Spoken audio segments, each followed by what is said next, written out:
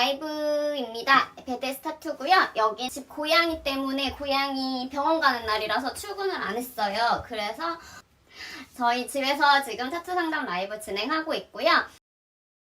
하지만 물론 질문이 막 쏟아지는 게 아니니까 항상 저는 오늘의 타투 이야기를 항상 준비를 해놓긴 하거든요. 지난번에 사실 타투 장르 얘기하려다가 또 딴 길로 새고 또 딴 길로 새고 계속 딴 길로 새서 결국 타투 장르 얘기 못하고 그냥 넘어갔어요. 그래서 오늘 타투 장르 얘기부터 하겠습니다. 그래서 타투 장르 중에서 가장 사실 서양 쪽에 타투가 많이 있죠. 그죠? 우리나라 동양 쪽에서는 이제 일본 타투가 동양적인 타투인 거고, 그죠? 그러니까 뭐라고 해야지? 타투 전통적인 디자인? 클래식 타투 장르 뭐 있는지 한번 그거부터 얘기해 볼게요. 일단 올드스쿨 있고요.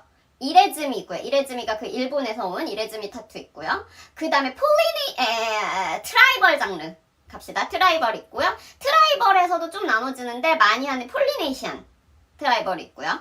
그죠? 그 다음에는 이제 나머지는 약간 현대 타투예요. 요거 네 가지들이 그 이제 전통적인 약간 클래식 타투들이고, 예, 그래서 일단 그런 식으로 있습니다. 뭐 올드스쿨, 이레즈미, 트라이벌 두 가지. 이제 그 다음에 올드스쿨에서 파생된 장르가 뭐 뉴스쿨도 있고 뭐 이것저것 있어요. 뭐 뉴스쿨, 뭐 네오 트래디셔널, 뭐 등등등 있어요. 예, 그 다음에 뭐 블랙워크 막 이런 것도 있고, 그죠? 그 다음에 또 이제 새롭게 현대적으로 한 장르가 완전 진짜 리얼로 그리는 리얼리스틱. 그죠? 그 다음에 블랙앤그레이 있죠? 블랙앤그레이는 마치 그 데생 그림처럼 명암만 넣어서 되게 좀 사실적으로 표현하는데 색깔 안 넣고 명암만 넣어서 하는 그런 거를 블랙앤그레이 장르라고 하고요. 그게 뭐 딱 이렇게 딱딱딱 이건 무슨 장르 이렇게 이제 정해지지도 않아요. 워낙 장르가 다양하게 세분화되고 요 스타일 어떤 타투이스트들은 요 스타일하고 또 저 스타일도 하시고 막 완전 자기만의 그런 색깔을 가진 타투이스트들이 점점 늘어나고 있기 때문에 막 장르를 이제는 구분짓기 힘듭니다. 그죠? 그래서 오늘은 올드스쿨에 대해서 얘기를 해볼 거예요. 네, 올드스쿨이 어쨌든 올드스쿨 얘기를 하려면 올드스쿨이 그럼 어떻게 생겼? 두꺼운 라인, 두꺼운 선, 되게 러프, 뭔가 투박한 명암, 투박한 컬러. 그 다음에 컬러의 종류도 한정돼 있고, 뭐 빨간색, 노란색, 파란색, 뭐 초록색 이런 정도만 쓰이고, 그 다음에 주제는 배에 관한 거. 뭐 성은 얼굴, 여자 얼굴, 뭐 제비, 배, 뭐 닷, 하여튼 등등등 그런 약간 뭔가 이제 그 향에 관련된 것들, 나침반 이런 것들이 이제 대부분의 주제고요. 그러니까 되게 투박한 디자인인데 이게 이런 클래식 타투의 좋은 점은 유행을 안 타요. 그러니까 어떤 거는 보면 이게 유행인 때가 있고 저게 유행인 때가 있거든요. 근데 이런 클래식한 타투 장르는 하셔도 유행을 탈 리가 없어요. 예. 그래서 저는 사실 올드스쿨을 되게 좋아하는 편이에요.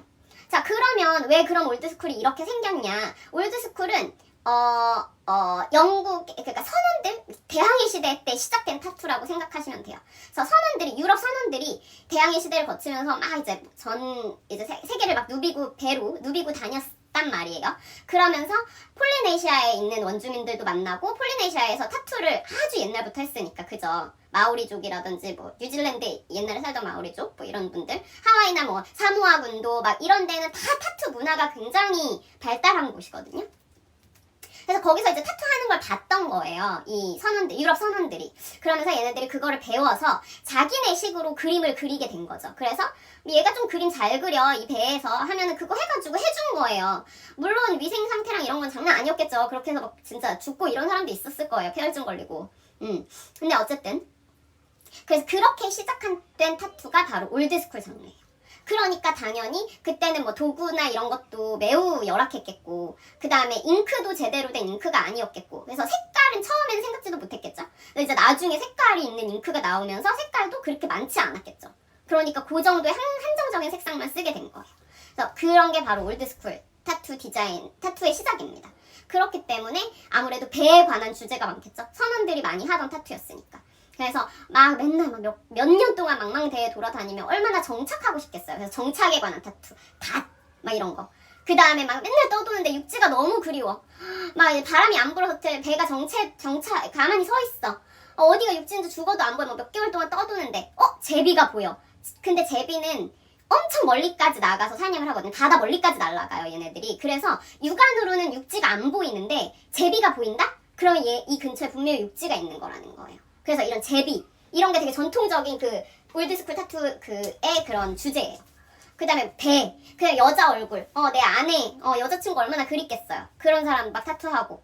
그런 식으로, 그 다음에 막 이런, 이 올드스쿨 디자인에 악마 얼굴 막 이런 것도 많거든요? 이런 게 막, 그런 거겠죠. 막 악마를 뭐 숭배한다거나 이런 건 아니고, 그니까 그런 이블 스피릿을 막겠다는 거겠죠. 악마나 뭐 나쁜 영을, 막겠다는 거겠죠. 그런 걸로, 그런 의미로 많이 타투 주제를 정했습니다. 어쨌든 그래서 그 올드스쿨이 되게 재미있어요. 그리고 진짜 유행을 안 타요. 저도 올드스쿨 되게 좋아하는데 그래서 제가 이제 민화 타투를 많이 하잖아요. 그래서 민화 호랑이라든지 까치나 이런 걸 주제로 해서 타투를 하는데 그걸 약간 올드스쿨로 변형시켜서 저는 저 나름의 디자인을 하거든요. 근데